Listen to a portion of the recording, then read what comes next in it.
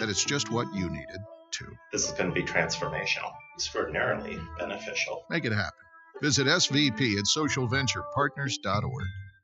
SKOR North on AM 1500 KSTP St. Paul, Minneapolis, 94.5 KSTP FM St. Paul HD2, and on SKORNorth.com.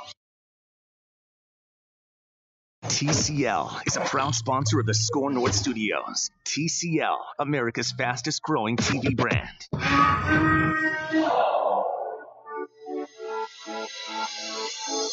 It's Purple Daily. Yes, it is Purple Daily every weekday at noon right here on SKOR North on 1500 and SKORNorth.com. You can watch us streaming live at all your various social media outlets, Twitter, Instagram, Facebook, YouTube. I'm Ramie Makloff, along with Judd Zulgad, and Matthew Collar will jump in coming up at around 1 o'clock before he takes over these airwaves from 2 until 4. And lots to get to on Purple Daily this afternoon in the wake of Judd. What was it or was it not the best championship Sunday in the history of championship Sundays for the NFL? Well, certainly recency bias is going to play a role. Obviously. But I think it was. I really think it was. And not just for one thing, but for storylines, right? Right.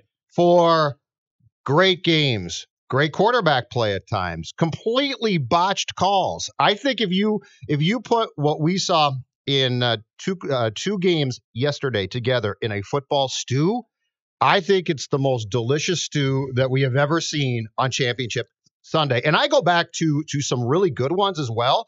I don't recall one as basically captivating, though. Everything about yesterday to me was captivating. Yeah, there wasn't a boring moment on Championship Sunday yesterday.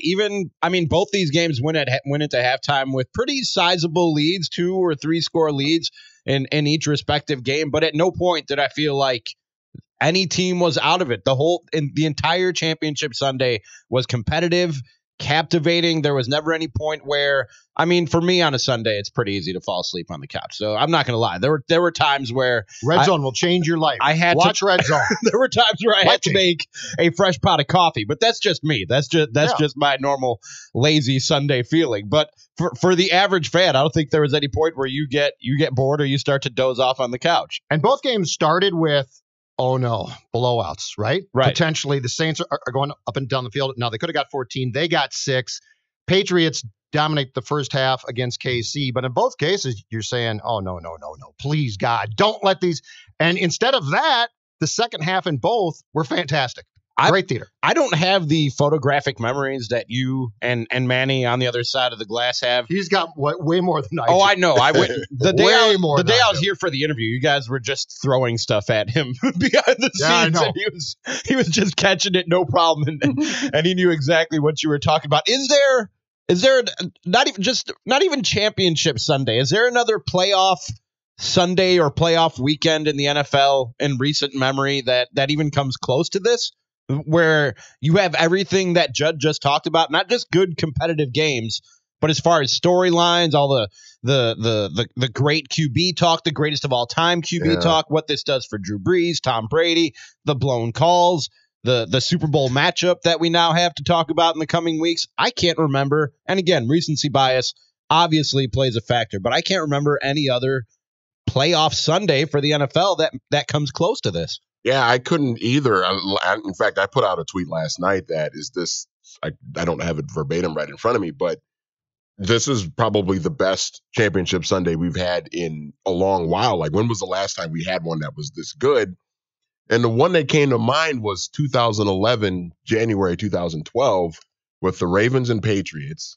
You remember that one? That was the one where Billy Cundiff missed the tying field goal. It was like a 30-yard field goal. He would have tied the game, and he missed it wide left. Mm-hmm. And the Patriots went to the Super Bowl. And then that same day, I think it was earlier in the day, the Giants beat the 49ers at Candlestick. Oh, and the kid muffed the punt, right? Kyle Williams. Yes. He muffed 2 punts in that game. Yeah. And Ted Ginn Jr. was out with like an injury or something like that. And that's why that kid had to return kicks for the 49ers. And he muffed 2 punts, including one in overtime that set up a field goal for the Giants to win. And otherwise, we probably would have had the all Harbaugh Super Bowl a year before we actually had it, which was the next year. So I think that what separates what we saw yesterday is it had everything. Yeah. It had Everything. had everything, including you knew that this would happen eventually. You just didn't know when. Officiating would play a role of substance, and all of the rules that we saw that they tried to enforce would either be over enforced or not enforced. Not enforced at all. But you tell me what didn't. If you sat there on your couch and had the blessing of not caring. So you might be like, I like the Chiefs, but you're not but you don't care. Yeah. In your heart.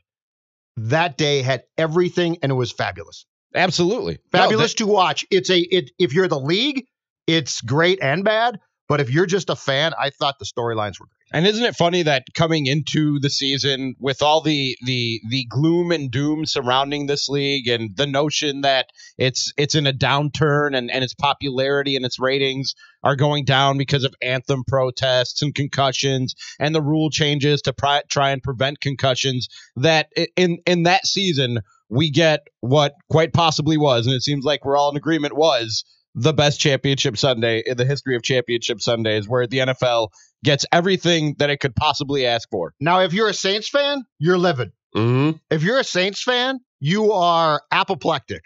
But if you're not, Nice word. it was great. Yeah. Oh, they got beyond screwed. And you know what's incredible? Nobody in this town gives a damn. Right. We're all happy about it.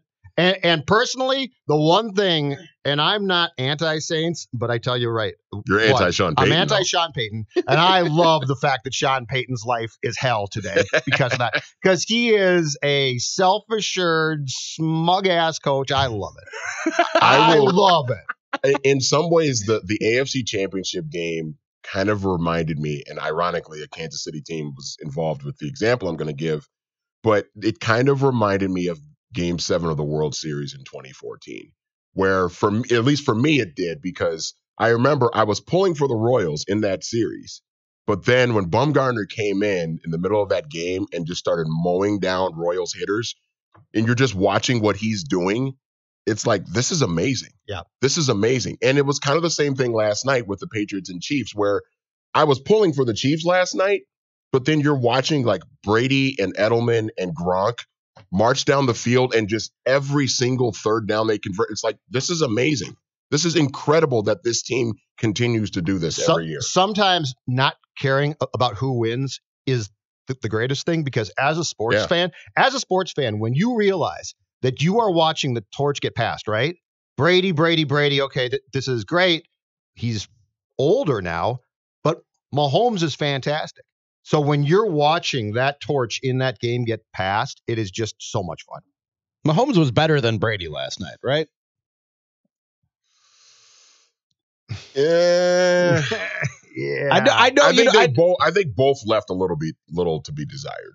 Yeah, I don't think either one necessarily played up to their ceiling last night. But but given the circumstances and given what they were trying to do, it was remarkable. That fourth quarter was remarkable. I was going to save this for a little bit later in the show, but I didn't think Tom Brady was that great last night until there were some spots where they needed Tom Brady to be great. And on that drive in overtime, converting those 3 third downs into first downs and finding the open man, even though Tony Romo found him first, finding the open man and hitting him in the most clutch of situations to take his team to a Super Bowl.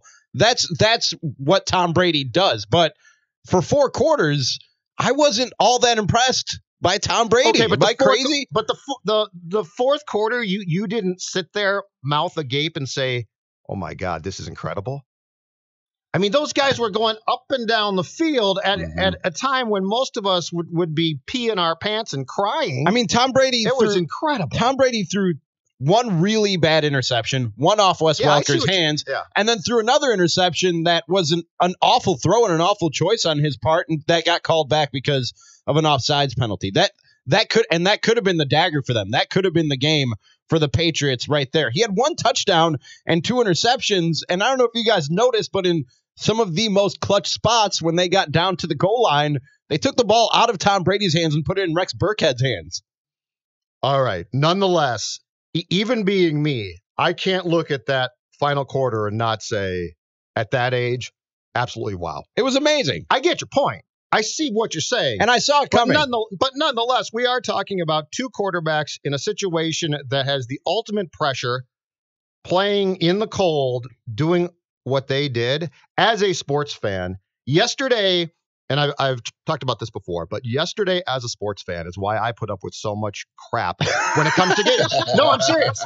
I'm serious because the payoff, yesterday is the payoff for all of the crap that we watch and people say, why are you watching? Go to a movie. Go outside and do something. You're like, no, I like to watch sports. And people say, but why? I mean, this stinks. It's because you can't have an appreciation for Sunday if you don't watch sports consistently. If you just helicoptered in yesterday, it's fun and it's great theater and I get all that. But if you don't watch games consistently in sports and put up with all the minutia and all the BS and all the regular season crap, then I don't think you have a true appreciation for what we saw Sunday in those two games, which is why sports is great. Yeah, you pay your dues with the minutia and the crap and the occasional heartbreak when it's one of your teams involved. And the gal says, go do something else. Why are you watching all this stuff? And this is why, because the trade-off is this. That was the payoff right there yesterday. I will say this about Patrick Mahomes, and I thought he was brilliant in the second half, and I love him. But in the first half, he left some throws that were off. He had Damian Williams on a wheel route in the second quarter, wide open, and he overthrew him by 10 yards. And I was shocked to see that because he normally hits that. He's as accurate as there is in the league, and he normally hits a play like that. And that same play, you remember they showed Travis Kelce. Yes. He had his hands up as if touchdown, boom, touchdown, and Mahomes overthrew him by 10 yards. Okay, but doesn't the final quarter of that game overshadow the rest of what you guys are talking about? Because I get what you're saying. I totally get what you're saying. And if you want to go for perfection, both guys were far from perfect. But that last quarter, the theater was fantastic. My God, it was completely captivating. It was amazing. Yes, it was absolutely amazing. But going back to what Manny was just talking about with the missed throws and Mahomes in the first half, a lot of people going into the divisional game last week were going, let's see what Mahomes has got first playoff game. Let's see if the playoff jitters get him. I don't think they got him last week, but I think all the hype of the AFC Championship game, of the torch being passed from Tom Brady to Patrick Mahomes. It's the Patriots. Right, exactly. It's the Patriots. It's a trip to the Super Bowl. He's going against Bill Belichick, a trip to the Super Bowl on the line. I think you saw a guy who was not nervous, not jittery, but maybe a little bit too amped up for that first half of football. And that's when you miss throws. And that's when especially you start overthrowing guys because you're putting a little zip on the ball that you didn't even know you were putting on the ball. It's sort of a natural instinct. It's second habit, so to speak. And keep in mind, too, nobody game plans like the Patriots do. Offense, defense, nobody. So that kid saw things he hadn't seen. Right. And I think the fact that we saw a great old QB and a great young one face off in that game and put together a last quarter that was that good was off the charts. If you had asked us all on Saturday, draw up the perfect plan for these games, and if this had been presented to you at that time, I think we all would have said instantly, we are more than in on this, because it was flawed at times, but there were so many things about that last quarter that were fantastic. How sick are you if you're D Ford, though? You get called for that offside, and I mean that pick might have sealed the game for you. Yeah, probably. You're probably right. I don't know. I mean, yeah, I'm probably sick about that, but there were lots of things. Officiating was the one bad thing. I thought. I mean, it's a great storyline and it's fun to talk about now. But you had officials who had no business deciding that game, not on that call, but on different calls in both games, especially the Saints-Rams game, who completely played a role that they should not have been allowed to play or should not have played ultimately. So let me ask you something real quick about Tom Brady before we go to this break. I'm 100% willing to admit that some of what gets in the way of letting me enjoy Tom Brady and appreciate and maybe admit his greatness is pure pettiness and jealousy, guys. I'm not even going to try and hide that, deny it, bury it below the surface. I'm a pretty self-aware, introspective guy, and I am very jealous of Tom Brady, of the looks, the Super Bowl rings, the supermodel wife who makes more money than he does. I'm jealous of it all, and we all should be. I don't think I think it's natural to be jealous, and you're in denial if you say that you're not. Was I the only one? Is it my jealousy and my pettiness over Tom Brady that had me looking at that game last night and going, why is everybody going crazy about Tom Brady? Like I get. Simple answer. I get he's going to his 9th Super Bowl. Simple I answer? understand Yes. that. It is. Yes, Okay. All you're right. being petty.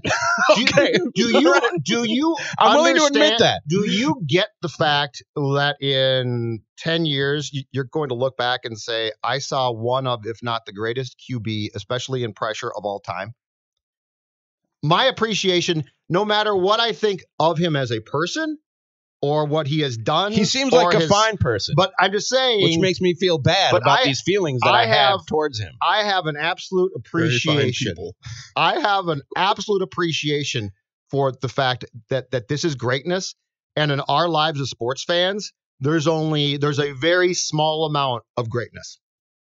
There's guys like LeBron, there's guys like Gretzky, but it's a small list. And so when I see him do that on Sunday at that age, I just think, as a sports fan, no matter what you think about the Patriots or Brady, we are very fortunate to get to see it. This might be a larger discussion for a different day, and maybe for later today on Mackey and Judd with Ramie, 4 to 6 here on SKOR North on 1500, SKORNorth.com.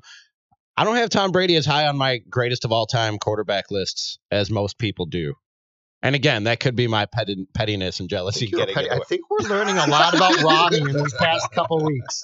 I think you might be a little bit petty. I'm willing to admit that. I mean, listen, I hate as much as the next guy, okay? Yeah. And I second guess and can certainly be a cynic.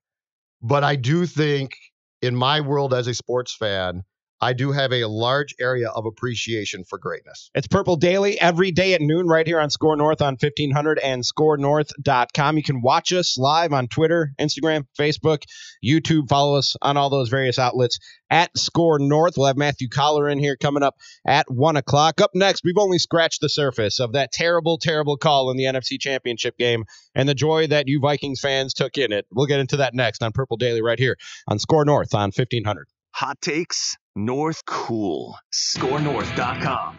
The future is access. Access to the content that you're passionate about, whenever you want it, wherever you are. Coverage and commentary, entertainment and opinion.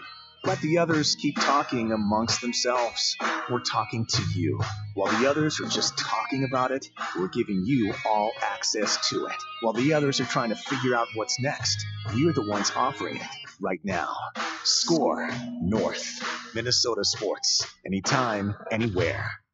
Guys, are bedroom troubles killing your sex life? GainsWave can help. GainsWave is a revolutionary medical treatment for ED. Requires no shots, no pills. You can be spontaneous again. GainsWave is a scientifically validated therapy to restore blood flow and treat the root cause of ED. The prestigious medical journal, the Urology Times, calls it a potential cure for ED. For more info, visit GainsWaveMN.com or call Plymouth Regenerative Care at 763-325-4998. That's 763-325-4998. Hello, I'd like to talk with you about financial coaching. Traditional financial planners help you make decisions about stocks, bonds, and mutual funds with money you already have. That's great, but who helps you accumulate more money in the first place? Who helps you make day-by-day life decisions? Who isn't trying to sell you something? Like, should I go back to school? Am I wasting money on insurance? How to purchase and finance a car, boat, home, lake cabin, or investment property? How to start, manage, and sell a business? It's about making minor errors that become colossal mistakes and cost you hundreds of thousands of dollars over your lifetime. The problem is that you're so busy pursuing your career that you're forced to make critical financial decisions that have a dramatic long-term effect on your finances without adequate research or information. Rooker Financial Coaching is like having a personal CFO for every decision. Don't waste time lamenting the bad decisions of the past or money that's run through your fingertips. Stop procrastinating. Call Rooker Financial Coaching, 763-559-3800. That's 763-559-3800. Call me today, Todd Rooker, 763-559-3800. That's 763-559-3800. There's no room for quitters on a job site. My Masterforce tools deliver power, performance, and durability that doesn't quit. Tools like my 20-volt cordless hammer drill. The brushless motor technology in that drill gives me up to 30% more power and 1.5 times the battery life. Professionals need tools they can rely on.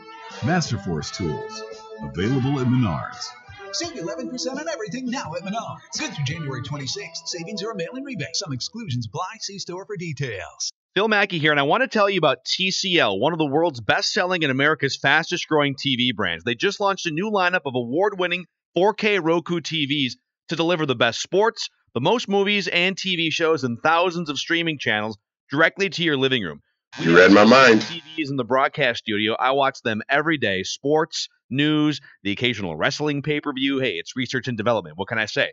These are awesome TVs. TCL's personalized home screen makes it super easy to customize your TCL TV to fit the way you watch.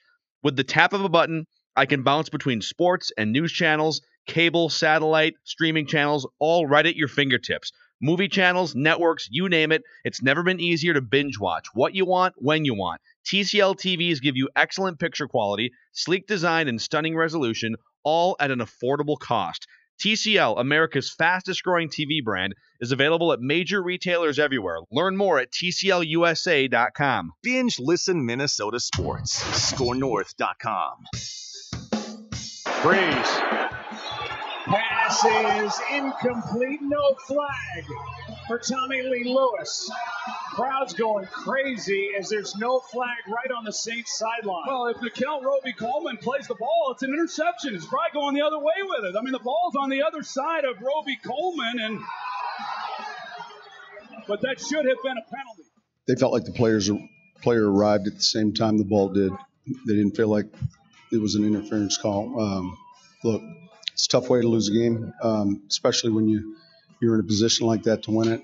It's all the more reason why we need more replay. We lose a chance to go to the Super Bowl with a call like that. It's just disappointing. But credit the Rams, did a good job, made the plays in the end when they needed to. Buck and Aikman with the call on the NFL on Fox, and then Sean Payton talking about the blown call afterwards. This is Purple Daily on SKOR North on 1500, SKORNorth.com. You can watch the show streaming live, Twitter, Instagram, Facebook, YouTube, all at SKOR North. And just an awful, awful call, Judd. This is one of those things that makes sense, just never dawned on me until I got here to Minnesota. The hate between the Vikings and the Saints. Yes. And namely from Vikings fans to the Saints organization and head coach Sean Payton. It makes sense because there is a shared history there, but it just never dawned on me until this moment happened yesterday and watching Vikings Nation take such great joy in it. And the question goes to this now. How many pounds of flesh do Vikings fans want here? Because I thought that the hate might have subsided or been gone after the Stephon Diggs catch in the playoff game here last year, which of course was a Saints complete meltdown. Now this, but I realized too, this is the hate and feelings towards the Saints are not going away until Sean Payton is gone. And the hate does not go necessarily to the fact that the Vikings lost to the Saints that day in 2010 down there. It goes to the fact that the Bounty Gate scheme will always be perceived as Peyton's baby, right? And so that's it. So Vikings fans, it can never be enough. If the Saints lose in terrible fashion in 2019, then the Vikings fans are going to hope that they lose in terrible fashion in 2020. So until Peyton is gone and the door is shut on his tenure there, I guess I've come to the point to realize that Vikings fans will always smile, laugh, and be very happy as long as the Saints have a miserable demise to end their season. You know what's funny? I know that because that really sticks with you, and I understand why it sticks with you here in the state of Minnesota, the whole Bounty Gate thing, and you say that's Sean Payton's baby, and I think he'll always have that tag on him for Vikings fans, and probably deservedly so. I'm not saying that you're wrong for that, but if you go outside of here and being a guy who comes from Chicago, who worked in Milwaukee for a long time. And maybe it's just because they don't have the success of the Patriots, because a lot of people, the first thing they will bring up, if you bring up Belichick and Brady, is Spygate, is Deflategate. And by the way, we need to stop just adding gate to the back of things. We can't 100% agree. We cannot help ourselves, gentlemen. It's never going away. It's Ramie Gate. That name was for a reason. It was the name of the hotel where the conspiracy took place. Great fun now. Just add gate. Just add gate to just things. Add gate. Judd Gate. But for whatever reason, that is not the case for a lot of NFL fans. When you say Sean Payton, I don't think a lot of people think Bountygate. I just don't What think do they that's think? I just don't think that's Arrogant? front of mind. Arrogant, obnoxious, condescending, offensive genius, jackass. Yeah, all offensive the things Judd Zolgad thinks about Sean Payton.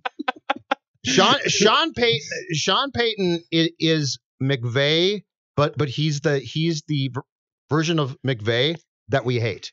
Right. McVay comes off as He's sort of a nice guy. He's cocky, but he comes off as he's a wonder kid. Give it like 7 years. Yeah. Give it like 7 years, and we're gonna find plenty of things to hate about Sean McVay. I guarantee it. We will never ever in this town, though, as long as Payton is with the Saints, not be very pleased to see the Saints flame out completely. So Sean Payton's like the evil twin. Yeah, basically. If you guys recall, back in the day, Payton was McVay. He was. Yeah. He was hired. Yeah. He was hired as the Saints coach in 2006 as the wonderkin offensive genius. Same guy. Right. Absolutely. And he's still very, very good. Absolutely. He's just incredibly easy to dislike. That's what I'm saying. Is give it like 6-7 years, might be right. And we are going to find plenty to dislike about Sean McVay. It's bound to happen. If you want to get in on the discussion, 651-646-8255 or tweet us at SKOR North. Is there even just a scotch of you that feels bad for the Saints today, or is outraged by they got totally screwed. How bad that call was? They got completely screwed. That is as bad of, well, first of all, if you think about it, on that play alone, which did not draw a flag, it's not like it drew one and not two. It did not draw a flag, a penalty. If you think about it, okay, Coleman interfered with the guy, definitely. Yep. It was helmet to helmet, so that's 2 there. It was everything. Coleman admitted that Kamara was his man, and he saw the receiver open and thought, oh my God, better get to that side. He wasn't trying to break up the pass. He was trying to hit the guy because he knew what was probably going to take place. He knew. So do I feel that the Saints got a bad deal? Absolutely they did. He probably knew he was going to get a pass interference call, but at that point, that's the lesser of two evils, because if he doesn't go over there and lay out the receiver, he probably catches it and scampers right into the end zone. So he looked at it and he said, all right, I'm beat. I blew this coverage. I better get over there and just blow this guy up, take the pass interference, and live to fight another day. Only he didn't even get the pass interference call, and he was expecting it. He got up, and if you read his body language, and he basically admitted to it after the game, he got up and he's looking around, just waiting for a yellow flag to come flying in there, and it never came. Right. So here's my question. My question is this. If you took that play, and let's go back to the start of this year, all right, to training camp. If you took that play to August of 2018 and said, all right, gentlemen, the league is cracking down on lots of stuff. And here's 2 main things. We want offenses to be productive as possible. So if you perceive that a defensive back interferes at all, it's a call. And by the way, because of concussions, we're also very concerned about helmet-to-helmet contact. Right. That play in itself is a tutorial of everything that for the first 4 weeks or so, or 5 weeks of 2018, this league tried to crack down on. That's what makes it so incredible. It wasn't like this, they used to call that back in 2016 and they missed it in 2019. It was a play-by-play of everything that this league, that play alone is an instructive video of what this league was trying to call at the start of this year. And this is the amazing thing about this league, personally, to me. If you think about this, and this actually worked, but in last year's Super Bowl, this is the league that had changed the catch rule. They had changed the rule. They failed to inform the fans, the media, everybody, including players. But I guess my question is this. Why begin the season with one set of rules, and by the time you get to your playoffs, be like, we didn't see it then. So this is not a small miss of a rule that they were trying to crack down on a few years back. This is a major miss of 2 very, very direct things that we started 2018, I think, being essentially points of emphasis. Yeah, absolutely. And beyond that, Judd, the thing that irritates me the most about this is that if you listen carefully to what was said after the game. We heard the cut from Sean Payton coming out of the break here, where he said the referees told him the receiver and the defender both got there at the same time as the ball. That was the excuse that Sean Payton was given as to why in real time that call was blown. If you listen to Reggie Roby-Coleman after the game and the explanation he was given for why he wasn't called for pass interference, the referee told him immediately after the play, in the immediate aftermath of the play, it was tipped. So either the referees aren't communicating and don't know why that call was made, or they were trying to cover up their screw up in real time and telling Sean Payton something different than what they told Roby-Coleman. And I don't know which one it is. And afterwards, Sean Payton said he spoke to the head of officials and was flat out told that they blew the call. So at least they gave him that. I don't know what that, I never know what that does for you as a coach or as a professional athlete. It makes you more upset. Yeah, that just ticks you off more. That's probably what it does more than anything. But to get two different explanations from the referees from the time that the play happened to the time that the game was over, did they not know why the call was made on the spot? Did the head official not know why that call was made or not made on the spot? Or were they lying to Sean Payton to make it seem a little bit more reasonable why they would blow such an obvious call? But the stupid thing then is, all right, let's say it was tipped. I don't think it was, but let's say it was tipped. Throw out the PI, right? It's gone. It's out. Helmet to helmet is still in. Yeah. So you essentially had, if you were that officiating crew, 2 bites at the apple. And you screwed the pooch on both of them. If you want to contend wrongly that the ball was tipped, then don't throw the flag and then throw it on the fact that the guy ran halfway across the field and dove with his helmet into the receiver's helmet, and you've got a penalty and a first down there. So they gave them 2 chances to at least get this semi-right, and they missed on both of them. This is going to lead, though, and you know exactly where this is going now. The league is going to, in March, announce that instant replay will now cover pass interference without a doubt. Because this is the league. This is the league where we always say, you know, someday you're going to have a problem there. And the league's like, oh, what are you talking about? We're not going to have. And we all say, you know, someday you're going to have to put that in the review arsenal. And the league's like, no. And this is the league that always waits until disaster strikes and then says, you know what? That's good. Yeah, you guys were right. You guys were right. Review is going to be part of this. It's remarkable. But they now have their play where they can go the CFL route and say replay will review PIs too. I wonder if they're going to review, to your point, about helmet to helmet stuff though too, because they do they review targeting in college. You know what I mean? Maybe. They throw a flag for targeting and say someone so-and-so number 38 is, 15 yards for targeting. We'll review the play. And I wonder if in a situation like yesterday, if they would review it for helmet to helmet too. I just don't understand how you miss on both of those. Right. Like you've got 2 chances. One of them had to be called. You call one, you're absolutely fine. I think I'm in the minority on this because people just want games to go so fast, which I don't get. I'm spending all day on the couch watching football on a Sunday. Whether the game is 3 hours and 15 minutes or 3 hours and 23 minutes, I don't care. But apparently that's a concern for people out there, and they are tired of reviews and how long the reviews take. Blah blah blah. I want everything to be reviewable. I want everything to be reviewable. Belichick. Yeah, same thing. Absolutely. It only makes sense to me. I think that you could get to a point where what you're saying is possible. What's more important, that you get your Sunday dinner 5 minutes earlier, or that they get the calls right and the right team is headed to the Super Bowl today instead of the wrong team? I think more than anything, because I agree with you, I think just about everything should be reviewed too. I just think more than anything, these officials, when they're reviewing stuff, hurry up. Hurry the hell up. You don't need to see 27 different camera angles to get just watch the replay, watch 2 or 3 different angles, and make your decision. And you guys are right, but I will go back to this.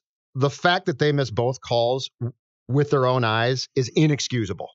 Absolutely. Like you have to be a active moron to miss both those. You have to be a living, breathing moron to miss both those. Seriously, you're employed, you're looking at this play, helmet to helmet. You've been told for how long now? For months. Crack down on this. Watch for it. Concussions are a concern.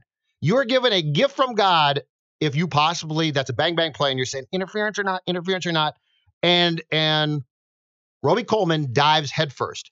And so now God is saying, I'm letting you off the hook. Throw the flag here. And you're still saying no. So I think that the replay discussion is important and will come into play here, but it is remarkable that they didn't just throw a flag. There was nothing about that play that would make anybody just say, boy, I don't know. Correct. Was that interference? Was that helmet to helmet? No, you saw it right when it happened on the naked eye. It was like, oh, yes, something happened there that was against the rules. And I don't mean to be that guy who says don't blame the refs, blah, blah, blah. But the Saints had plenty of opportunities before that to make that play not really matter and make that blown call by the referees not really matter. And after that, had chances to rebound and still win the football game. Sean Payton made some really bad play calls in that game. While you're passing after the 2-minute warning, on that first play after the 2-minute warning, and essentially giving the Rams an extra 30 to 40 seconds when they got the ball back and had a chance to drive is beyond me. And for a guy as smart and savvy on the offensive side of play calling as Sean Payton is, to make a mistake that bad.